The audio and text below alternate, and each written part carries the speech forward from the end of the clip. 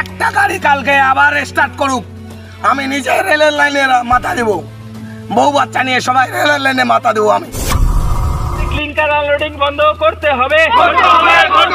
আমরা clinker unloading চাই না। আমাদের শালবাড়ি স্টেশনে পরিবেশ দূষণ রুখতে হবে। সোমবার ঝাড়শালবাড়ি রেল স্টেশন চত্বরে ক্লিংকার অ্যান্ড লোডিং ঘিরে অতিষ্ঠ বাসিন্দারা। জানা গিয়েছে ক্লিংকার অ্যান্ড লোডিং এর কারণে ঝাড়শালবাড়ি পূর্ব শালবাড়ি জুরাপানি এলাকার বাসিন্দারা থাকতে পারছেন না বলে অভিযোগ। লোকাল মেয়ে, আর আমার যে পাশে একটা স্কুল আছে সেই স্কুলে আমি মাঝে মাঝে যাই, ওটা আমার বন্ধুর স্কুল। সেদিন আমরা যখন গেলাম সেই স্কুলে আমার চোখের সামনে একটা ম্যাডাম অসুস্থ হয়ে পড়লো। আমরা সবাই মিলে গার্জিয়ানদেরকে নিয়ে কিছু লোকাল লোককে নিয়ে আমরা স্টেশনে গেছি। সেখানে যাওয়ার পরে কিছু সুবিধাবাদী লোক এসে আমাদের রীতিমতো হুমকি দিচ্ছে, বলছে কি ওই ম্যাডাম তো আগের থেকে অসুস্থ, মানে আমাদের দিকে কারো কোনো মানে তাকাচ্ছে না। ওদের কাছে টাকাটাই মেন, আমাদের জীবনে কোনো দাম নেই ওদের কাছে। ওরা চাচ্ছে যে এই গাড়ি চলতেই থাক আর আমরা মরে যাই। আর আমাদের বলছে কি আর দুটো গাড়ি আছে আর কিছু গাড়ি। এখন আপনি কি চাচ্ছেন, আপনারা কি চাচ্ছেন? আমরা এই গাড়ি আর চাইছি না। আমার নিজেরই ছোট ছেলে আছে, তার শ্বাস প্রবলেম হচ্ছে। আমার বাড়িতে বয়স্ক একজন আছে, তার শ্বাস, পাশাপাশি সব কলেজে অসুবিধা আছে। আপনার পরিচয়? আমি রিম্পা রায়, আমি এখানকার লোকাল মেয়ে। ক্লিংকারের ধুলোয় ভরে গিয়েছে গোটা এলাকা। স্টেশন চত্বরের পাশেই রয়েছে স্কুল। যদিও এই বিষয়ে বেশ কিছুদিন আগে স্টেশন আধিকারিককে ডেপুটেশন দিয়েছেন স্থানীয় বাসিন্দারা।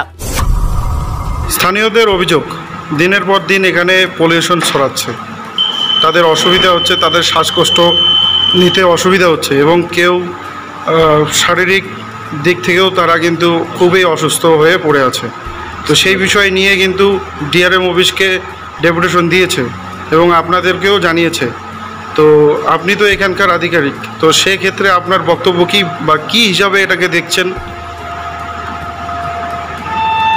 ऑल कंसर्न मैसेज कर दिया गया है, सबको बता दिया गया है। ऊपर के अधिकारी सबको मैसेज वगैरह दे करके मेमोरेंडम जो भी दिए वो सब पहुंचा दिया गया है। रिप्लाई दिए ऊपर থেকে? ये लोग यहाँ का लोकल पब्लिक लोग से डीआरएम साहब से मिलने गए थे, तो डीआरएम साहब आश्वासन दिया इन लोगों को, तो उसी के हिसाब से जो कुछ भी करेंगे डीआरएम साहब ही करेंगे। স্থানীয়রা আপনাকেও তো জানিয়েছে, তো আপনিও তো উপরে কি জানিয়েছেন? हाँ জানাই দিয়েছি। তো ওখান থেকে আপনাকে কি রিপ্লাই দিল? वो बोले डीआरएम साहब के पास से जाने के लिए, तो डीआरएम साहब के पास ये लोग गया।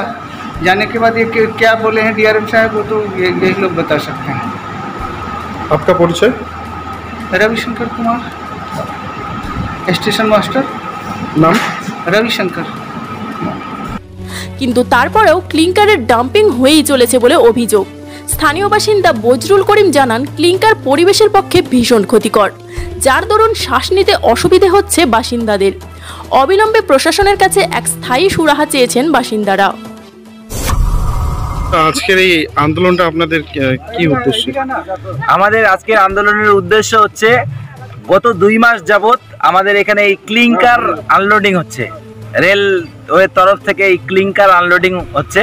এই আনলোডিং এর ফলে আমাদের যে লোকাল জনগণ, আমরা প্রত্যেকেই বিপদের মধ্যে আছি।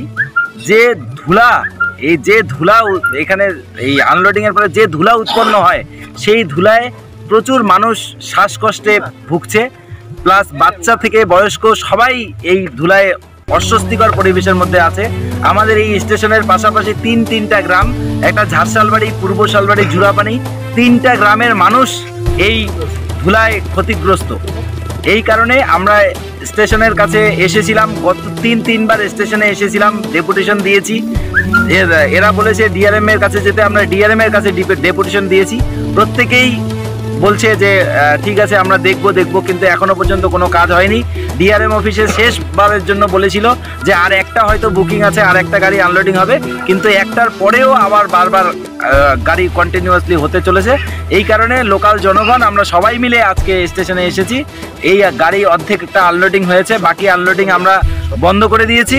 আমরা চাই সবাই মিলে এই আনলোডিং বন্ধ করব। আমরা সারা রাত পাহারা দিব, আমরা পাহারা দিয়ে আজকে এই গাড়ি আনলোডিং করতে দিব না, এবং পরবর্তীতে যাতে ক্লিংকার এখানে আনলোডিং না হয় এর ব্যবস্থা করার জন্য প্রশাসনের কাছে আমাদের এটাই অনুরোধ, যাতে সবাই মিলে এসে আমাদের এই ক্লিংকার বন্ধের সুরাহা করেন। ডিআরএম অফিস থেকে এটা যদি পদক্ষেপ না হয় তাহলে আপনারা কি করবেন? আমরা আন্দোলন চালিয়ে যাব, আমরা বৃহত্তর আন্দোলন চালিয়ে যাব। আমাদের এখানে ক্লিংকার আনলোডিং চলছে না, চলবে না, চলবে না। আপনার পরিচয়?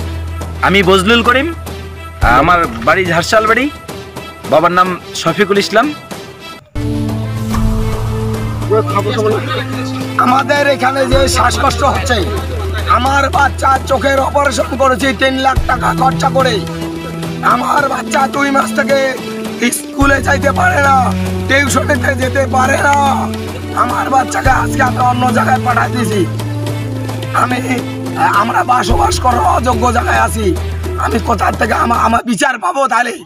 আর দালালরা বলছে এখানে আরো 30 টাকা গাড়ি হবে, 30টা গাড়ি হবে এখানে, আরো একটা গাড়ি কালকে আবার স্টার্ট করুক। আমি নিজে রেলের লাইনে মাথা দেব, বউ বাচ্চা নিয়ে সবাই রেলের লাইনে মাথা দেবো। আমি। আপনার পরিচয়? আমার নাম আমিনুল ইসলাম, আমার বাবার নাম হামিরুদ্দিন আহমেদ। আপনি স্থানীয়? আমি এইখানকার স্থানীয় বাসিন্দা। ব্যুরো রিপোর্ট, বাংলা টিভি, একাই 100।